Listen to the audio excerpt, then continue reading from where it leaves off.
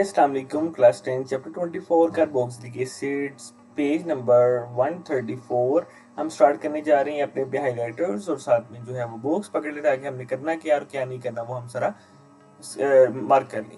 अच्छा, सबसे पहले कार्बोक्सिलिक एसिड्स हम पीछे फंक्शनल ग्रुप्स वाले में पढ़ के भी आए हैं, अगर नहीं पढ़ा तो आप वो वाली वीडियो जाके देख लें। कार्बोक्सिलिक एसिड्स कौन से ग्रुप्स होते हैं, ऑर्गेनिक कंपाउंड्स होते हैं जिसमें कार्बोक्सिलिक ग्रुप होता है, बस इतना करना है, ठीक है। अब उसके बाद आपने प्रॉपर्टी याद करनी है ये वाली कि they are generally weak acids as compare to the mineral acids because they do not give proton easily. बस ये इतना करना कि ये इजीली प्रोटॉन नहीं देते, तो there is why they are weak acids, ठीक है। बस यहाँ से लेकर यहाँ तक why carboxylic acids are weak acids, ठीक है। बस इतनी सी लाइन, ठीक है, उसके अलावा कुछ नहीं करना। उसके अलावा नेक्स्ट प्रोसेस में हमारा आ जाता है कि प्रिपरेशन ऑफ एस्टिक एसिड और इथानोइक एसिड। हमारा जो फर्स्ट मेंबर होता है कार्बोक्सिलिक एसिड का, सॉरी सेकंड जो that is called acetic acid, that is widely use, that is why हम इसकी प्रिपरेशन को स्टार्ट करेंगे।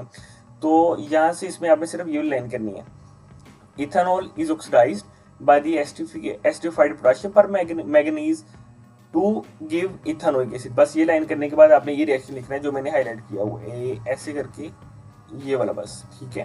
एक मिनट, ये वाला ये बस इतना, ठीक है। यानी कि ये डायरेक्ट आपने ये नहीं लिखना ना, तो डायरेक्ट आपने ये वाला इसकी जगह लिख देना, बस ठीक है। सिंपल क्या हुआ है कि आपका इथानॉल था उसको किस में कन्वर्ट किया है, इथानोइक एसिड यानी कि कार्बोक्सिलिक एसिड में कन्वर्ट किया, बस इतना रिएक्शन करना है, ठीक है। ना भी करे तो कोई नहीं, खैर लेकिन अगर करना चाहे तो अच्छी बात है, ठीक है।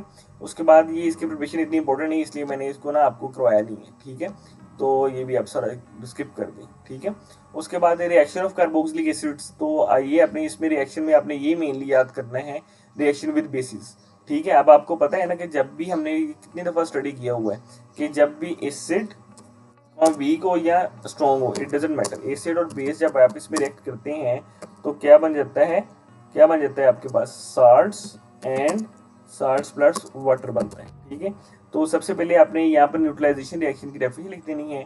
क्या डेफिनेशन होगी इसकी, reaction between, reaction with basis के साथ करने के बाद ना, reaction between acids and bases produce, क्या प्रोड्यूस करते हैं, salts and water. This reaction is called neutralization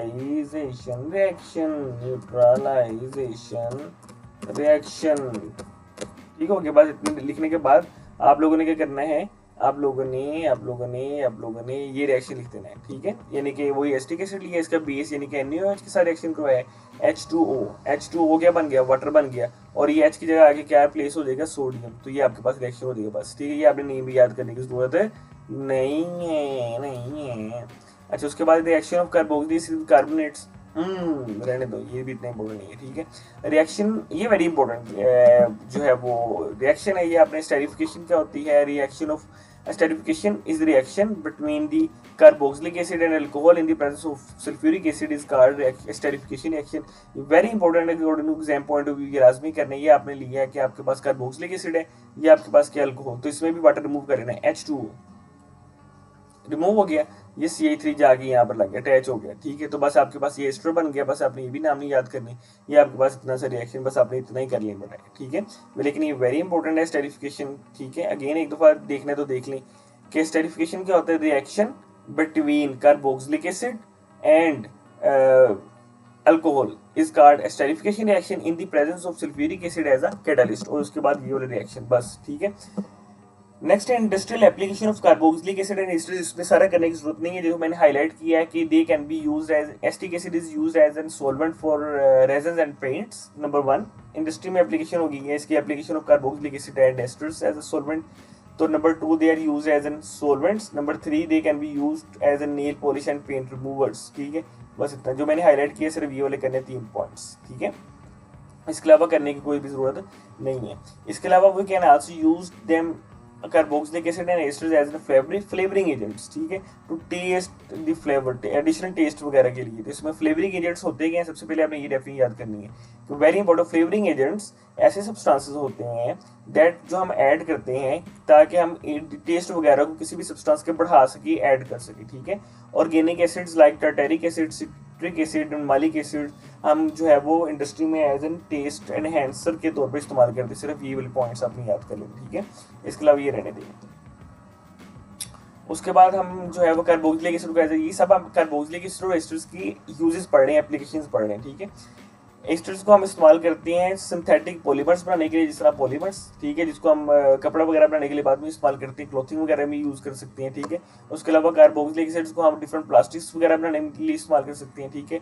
और oleic acid can be used in the soaps and detergents manufacture, ठीक है, इसको आप इस्तेमाल कर सकते हैं। बस इतना कर लें, ठीक है। उसके बाद carboxylic acid and asters in daily life के तौर पर हम किस तरह इस्तेमाल कर सकते हैं, इनको फूड प्रिजर्वेटिव्स के तौर पर इस्तेमाल कर सकते हैं। एस्टिक एसिड वेरी इंपॉर्टेंट कि acetic acid is used as a food preservative with pickles वगैरह के लिए, ठीक है। उसके अलावा फूड प्रिजर्वेटिव्स होते क्या हैं, भाई ये होते क्या हैं, डाल तो लिया, होते क्या हैं। फूड प्रिजर्वेटिव्स ऐसे केमिकल कंपाउंड्स होते हैं which are added in food stuff, ताकि उसमें माइक्रो ऑर्गेनिजम्स की ग्रोथ को कम कर सके और उनको स्पॉइल या खराब होने से बचाया जा सके। फॉर एग्जांपल, इसका एग्जांपल क्या है, बेंजोइक एसिड या एस्टिक एसिड वगैरह, बस, ठीक है। तो सिंपल वर्ड में फूड प्रिजर्वेटिव्स ऐसे कंपाउंड्स होते हैं जिसको हम फूड स्टफ में ऐड करते हैं ताकि माइक्रो ऑर्गेनिजम की ग्रोथ को कम कर सकें और उसको स्पॉइल या खराब होने से बचा सकें। They are called food preservatives, ठीक है, बस इतना। उसके बाद के इनको हमें एज एन मेडिसिन के तौर पर भी इस्तेमाल करती हैं, एस्पिरिन एंड इबुप्रोफेन। बस ये दूसरा पॉइंट हो जाएगा, ये दूसरा तीसरा आई थिंक दूसरा हो जाएगा, ठीक है। उसके अलावा जो है वो ये आपने लाजमी करने का, carboxylic acid in household items, vitamin C जो है उसको हम अस्कॉर्बिक एसिड कहते हैं, ठीक है। और बस इसमें यही वाला कर लें, बाकी इतना इंपॉर्टेंट नहीं, बट विटामिन सी वाला कर लें, ठीक है। उसके अलावा आपने ये रहने थे सर, लो इतने जल्दी चैप्टर कंप्लीट हो गया, वाह सर आप तो बहुत जल्दी चैप्टर कंप्लीट करवा देते हैं। बस मैं आपको वो बताता हूँ जो आपने करना है, ठीक है। अच्छा, इससे पहले मैं आपको बताऊँ कि ये जो हमारा चैनल है स्टडी कोड्स वाला, इसके ऊपर सारी जो है वीडियोज़ बनी हुई हैं। आप और जो करना है, जो नहीं करना, what to do and what to skip, ये आप जाकर लाइक भी कर सकते हैं, सब्सक्राइब भी कर सकते हैं और अपनी बाकी सारी वीडियोज़ भी जो है वो यहाँ से इसी तरह इसी पैटर्न में हमने बनाई हुई है आपके लिए आसानी के लिए, आप वो भी देख सकते हैं, ठीक है। तो स्टडी कोड्स, ठीक है, ये आप यहाँ पर आएँ, इसी जो वीडियो को चैनल को सब्सक्राइब भी करें और साथ में इन वीडियोस को भी आप वॉच करें ताकि आपके लिए एग्जाम पॉइंट ऑफ व्यू से आसानी हो जाए, ठीक है। नेक्स्ट अगर हम चलें एमसीक्यूज की तरफ, तो 1 का ए है, 2 का सी है, 3 का बी है। बस मैं आपको डायरेक्टली टू द पॉइंट चीज़ें करवा रहा हूँ, आपको डिटेल डिस्कशन नहीं करवा रहा क्योंकि वो तो आप टीचर से भी समझ सकते हैं। लेकिन मसला ये है कि हमने करना क्या है, बच्चों को ये बड़ा मसला होता है, तो मैंने उसी चीज़ को, उसी पैटर्न को फॉलो करते हुए आपके लिए वीडियोस बनाई हैं।